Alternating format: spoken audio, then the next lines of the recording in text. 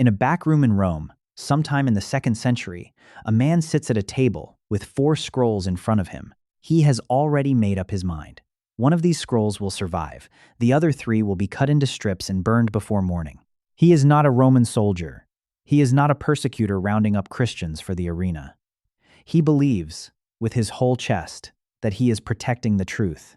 His name is Marcion, and for a while it almost worked. Imagine being one of the few people who knew what he was about to do. Imagine watching someone you trusted decide, on his own authority, which parts of the story deserved to survive and which parts deserved the fire. You wouldn't have called him a villain. You would have called him convinced. That's what makes this so unsettling. Nobody sets out to burn the truth. They set out to simplify it and convince themselves the simplified version is close enough. You will meet him properly before this video is over. But first, you need to understand exactly what was sitting on that table and why 4 short books scared a man enough to burn 3 of them. Because here is the question you have probably asked, maybe without ever saying it out loud. Why does the story of Jesus get told 4 times? Not once, cleanly, from beginning to end, but 4 times, by 4 different men, in 4 different orders, with 4 different endings. If God wanted us to know exactly what happened, wouldn't one perfect account have been simpler? Wouldn't one version have been safer? This is not a story about 4 men who couldn't agree on the facts. This is not a story about contradictions that Christianity has been quietly hoping nobody notices. This is not a story about carelessness. This is a story about 4 witnesses standing in 4 different places, watching the same man, and each one seeing something the others could not.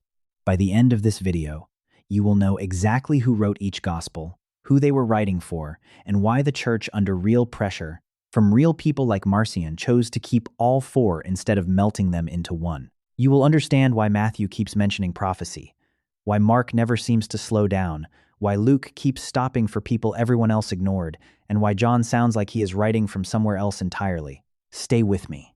This gets stranger and better than most people expect. Let's start with the tax booth. Picture a low wooden table on the edge of a busy road near the Sea of Galilee, sometime in the early 1st century. Behind it sits a man named Matthew, though most of his neighbors call him Levi.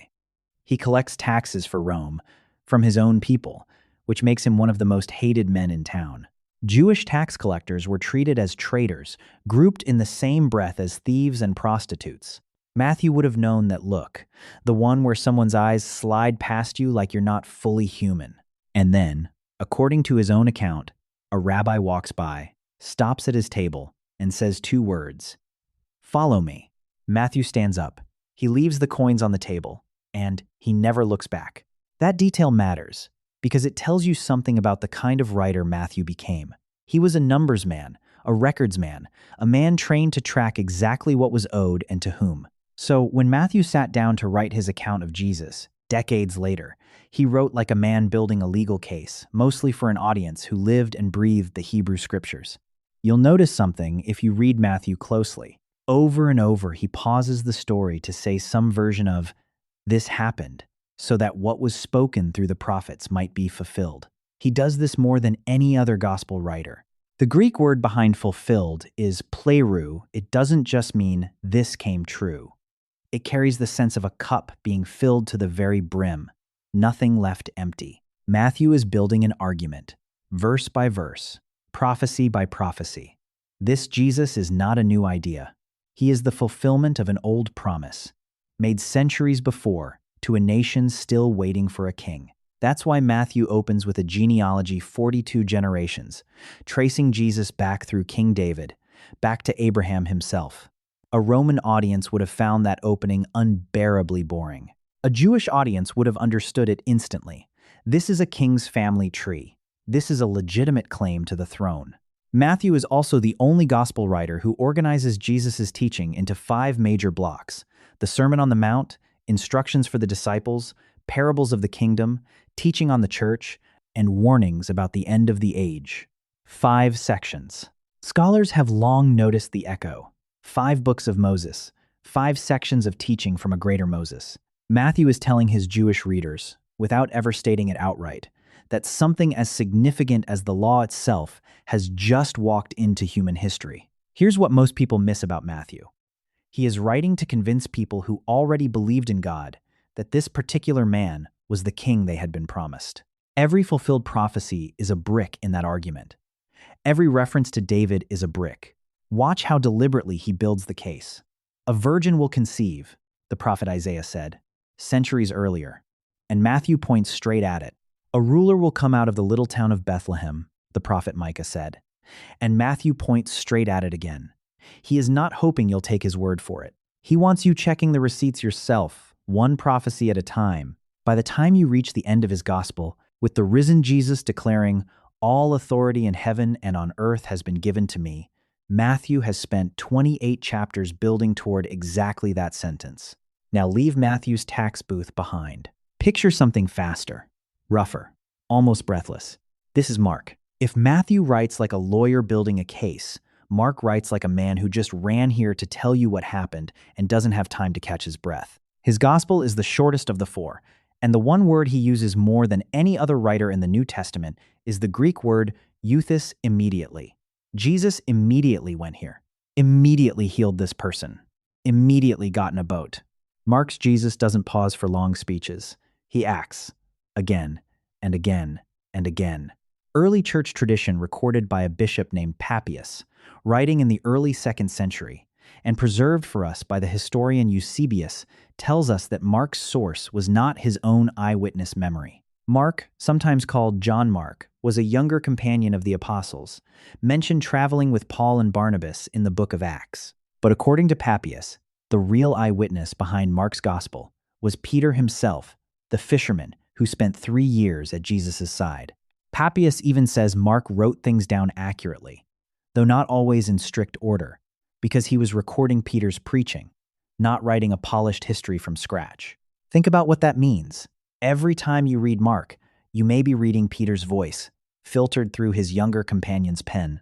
That's why the details in Mark feel so physical, so immediate, the way Jesus looked around at the crowd before he spoke, the way he was tired enough to fall asleep through a violent storm on the lake, the way he sighed, out loud, before healing a man who could not hear. Those are not the details of secondhand legend, softened by years of retelling. Those are the details of a man who was standing close enough to notice and never forgot it. Picture that storm for a second, because it's a small scene that tells you everything about Mark's style. A group of grown fishermen, men who had worked that lake their whole lives, are convinced they are about to drown. Waves are coming over the sides of the boat, and Jesus is in the back, asleep, exhausted from a long day of crowds. They wake him in a panic. He stands up, says a few words to the wind and the water, and it stops immediately. Mark doesn't slow down to explain the theology of that moment. He just shows you the terror, then the silence, then the disciples staring at each other, more frightened by the silence than they had been by the storm. And this is where it gets stranger. Mark also explains Jewish customs that a Jewish audience would never need. Explained things like ceremonial hand-washing before meals. That single detail tells scholars Mark was almost certainly writing for a Roman Gentile audience, people who had never set foot in a synagogue and needed the basics spelled out. Where Matthew's Jesus is the promise king for people who already knew the promise, Mark's Jesus is the powerful, suffering servant for people who had never heard of him at all and needed to see him in action to believe. Mark's gospel also ends abruptly. Some of the oldest manuscripts stop right after the empty tomb, with the women running away in fear, the sentence almost cut off mid-breath. Scholars still debate exactly how the original ending looked, but even that abruptness fits the whole feel of Mark's gospel. Urgent, unfinished feeling, leaving you leaning forward rather than leaning back. There's one more thing you need before we move on, and it's the whole reason any of these books exist in the first place. The Greek word for gospel, euangelion, didn't start out as a religious word. In the Roman world, it was used for the announcement of a military victory, or the birth or coronation of an emperor. A euangelion was breaking news, the kind that changed how you lived the next day. When Mark opens his book with the words, "the beginning of the good news of Jesus Christ," he is deliberately using imperial language and quietly declaring that the real emperor of the world just arrived, and Rome doesn't know it yet. Now step away from the noise of Mark's gospel and picture something slower, more careful. A man sitting at a writing desk with stacks of notes in front of him, cross-checking one account against another. This is Luke. Luke doesn't open his gospel with a genealogy or a dramatic first scene. He opens with something almost startling in its plainness, a formal historical preface, the kind you'd expect from a Greek historian of his day, addressed to a specific patron, Most Excellent Theophilus. Luke tells Theophilus directly that he has carefully investigated everything from the beginning, so that Theophilus may know the certainty of the things you have been taught. Tradition holds that Luke was a physician, Paul calls him, our dear friend, the doctor in one of his letters, and a Gentile, not a Jew, which likely makes him the only non-Jewish author in the entire New Testament. He was also, by his own account, not an eyewitness to Jesus' life. He was a careful researcher, gathering testimony from people who were. And what Luke chooses to include tells you exactly what kind of researcher he was. Luke is the gospel that gives us the fullest account of Mary, told largely from what appears to be her own memory and perspective details. A male eyewitness among the 12 disciples would have had no reason to know or record. Luke is the gospel of the outsider. Samaritans, lepers, tax collectors, sinners, the poor, and again women, at a time when a woman's testimony wasn't even considered legally valid in a Jewish court. Here's the part nobody tells you. Luke is the only gospel writer who tells us the parable of the Good Samaritan, where the hero of the story is a member of a group most of his Jewish readers had been raised to despise. He is the only one who tells us the parable of the prodigal son, where a father runs undignified, humiliating himself in front of the whole village to embrace a son who wasted everything. Luke keeps handing the microphone to people the world had already decided didn't matter. Luke also gives us a short, strange little scene involving a man named Zacchaeus, another tax collector, like Matthew, but wealthier and even more despised because he oversaw other tax collectors on Rome's behalf. Zacchaeus was short, so short that when Jesus came through his town, he couldn't see over the crowd and climbed a tree just to catch a glimpse. Jesus stopped under that tree, looked up, and invited himself to dinner at the house of a man the whole town considered a traitor. The crowd muttered about it. Zacchaeus, by the end of the meal, was giving away half of everything he owned. You can imagine how that story would land differently for Luke's Gentile readers than a story about prophecy and genealogy ever could. It says, "No one is too far gone. No one is too small to be seen." You can feel the beat shift here, because Luke's gospel carries real grief inside it too. A widow burying her only son, a woman weeping at Jesus' feet because of a life she was ashamed of, a criminal dying on a cross next to him, out of chances, with nothing left to offer. And then, right in that same breath, Luke gives us some of the most hope-filled words in the entire New Testament. "Today, you will be with me in paradise." Luke also wrote a second volume, the book of Acts, continuing the story into the early church, which means Luke isn't just telling you what Jesus did. He's telling you what happened next and why it mattered enough to keep spreading across the Roman world, one outsider at a time. Now, one more room, one more writer, and this one feels different from the very first sentence. This is John. Matthew, Mark, and Luke are often studied together because they share so much material and see events from a similar angle. Scholars call them the Synoptic Gospels, from a Greek word meaning seen together. John stands apart. He was writing later than the others, likely toward the very end of the first century, from a much longer distance in time. Tradition holds he wrote from Ephesus, as an old man, the last living apostle, the one the gospel itself quietly calls the disciple whom Jesus loved. And where the other three open with a birth, a baptism, or a genealogy, John opens with something almost unbearably vast. In the beginning was the Word, and the Word was with God, and the Word was God. That opening line is doing something deliberate. Any Jewish reader of that era would instantly hear the echo of Genesis chapter 1 in the beginning. John is not just telling you Jesus' story starts at his birth.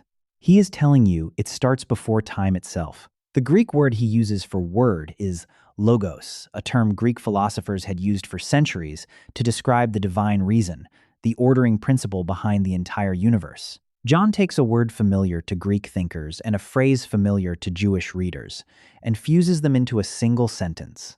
The eternal reasoning of God himself became a person, and that person walked among us. Pay attention to this, because it changes how the rest of John's gospel reads. John doesn't give us many parables. Instead, he gives us long, unhurried conversations. There's Nicodemus, a respected religious leader, sneaking through the dark to ask Jesus questions he would never be caught asking in daylight in front of his colleagues.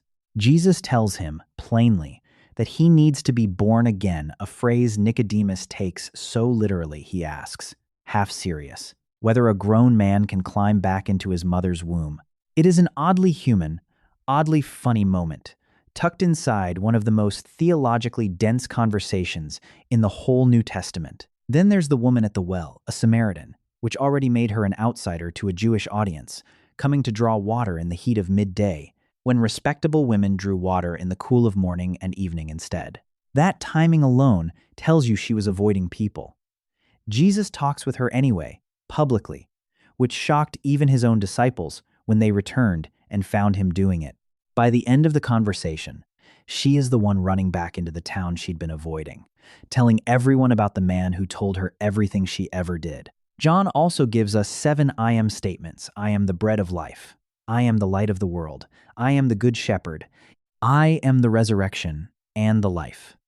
Each one a direct echo of the name God gave Moses at the burning bush. I am who I am. John tells us his purpose outright, in his own words, near the end of the book. These things are written so that you may believe Jesus is the Christ, the Son of God, and that by believing, you may have life in his name. Matthew wrote to prove a king had come. Mark wrote to show a servant in action. Luke wrote to widen the circle to everyone the world had written off.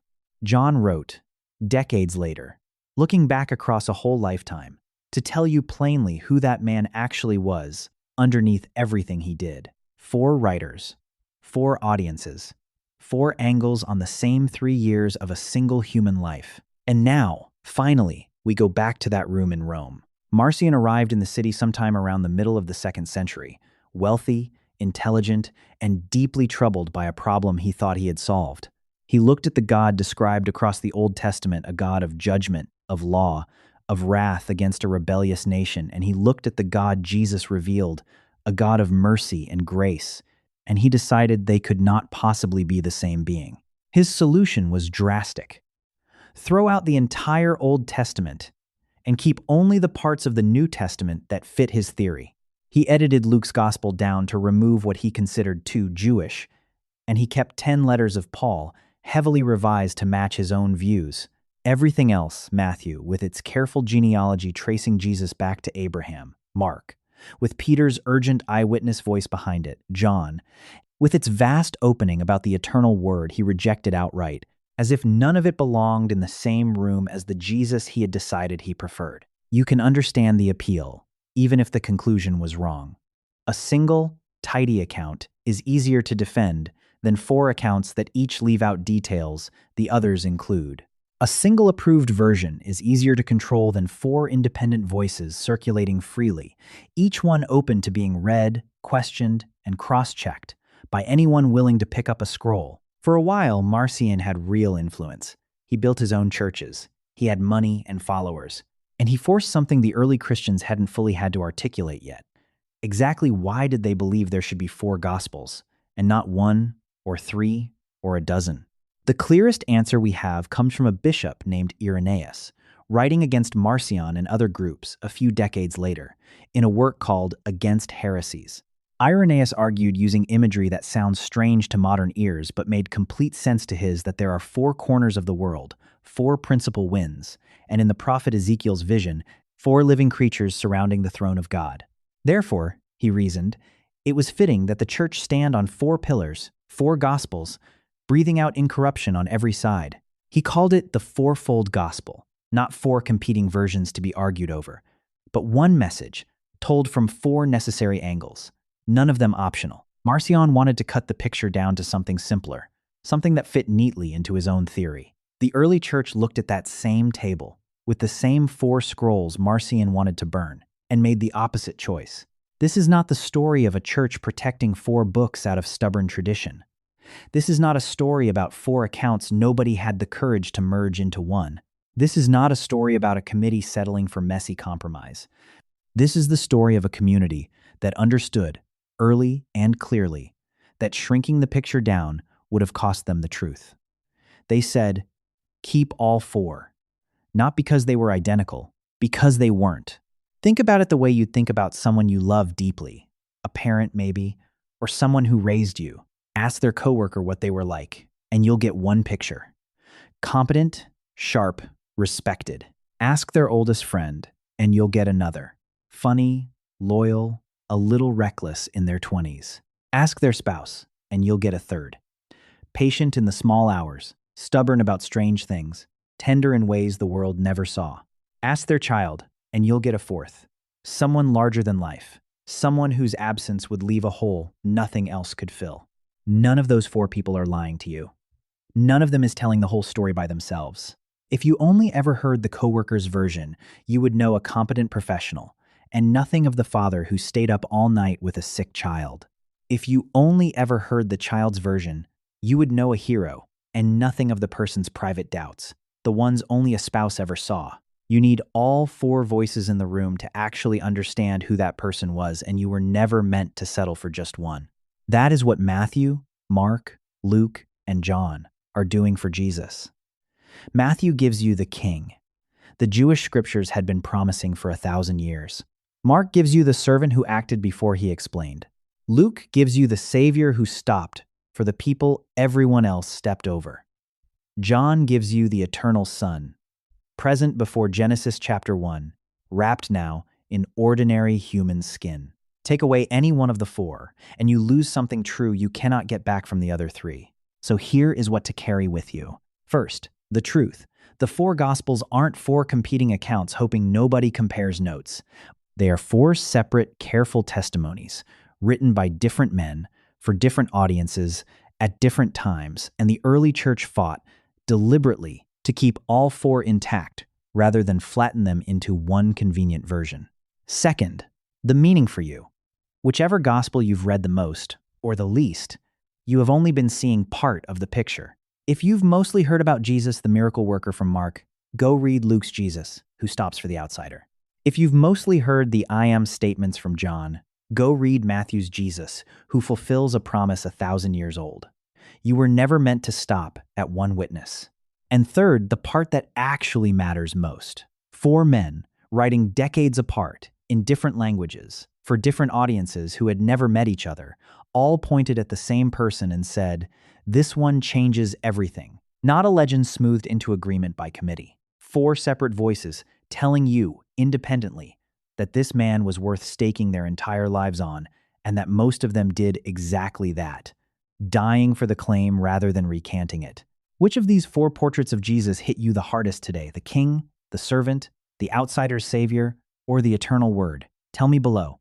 4 scrolls. One man in Rome tried to burn 3 of them.